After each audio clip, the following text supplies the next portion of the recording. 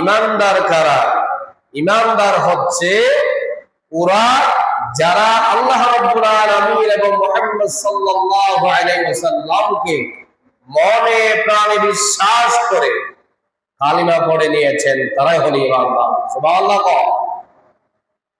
আল্লাহ রাব্বুল আলামিন বলছেন, আমার বান্দাদের মধ্যে যারা লা ইলাহা ইল্লাল্লাহু মুহাম্মাদুর রাসূলুল্লাহ, এই কালিমাটা যারা মনে প্রাণে বিশ্বাস করে যারা পড়বে আর সেটা মতো নিজের জীবন পরিচালনা করবে, আল্লাহ পাক বলছে আমার বান্দাদের মধ্যে ওরা হলো ইমানদার।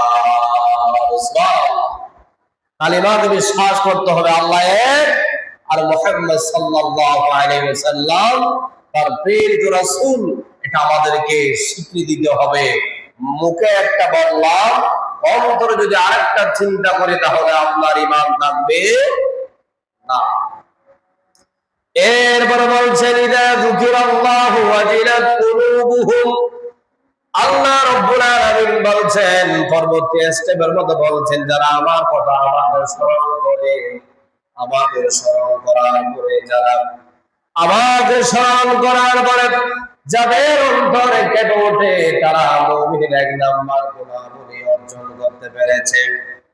আল্লাহর নাম শোনার পরে, আল্লাহর জিকির করার পরে, আল্লাহর ইবাদত করার পরে যাদের অন্তরের মধ্যে ভয় কাজ করবে, যাদের অন্তরেরটা কেঁপে উঠবে, তাদের হার্টবিট বেড়ে যাবে, তারা হলো এক নাম্বার মুমিনের গুণাবলী অর্জন করতে পেরেছে। তাহলে এখানে প্রথমে বলছে যারা আল্লাহকে স্মরণ করবে, যারা আল্লাহর নাম শুনলে যাদের অন্তর কেঁপে ওঠে, তারাই হলো এক নাম্বার মুমিনে, তারা এক নাম্বার গুণ অর্জন করতে পেরেছে। সুবহানাল্লাহ।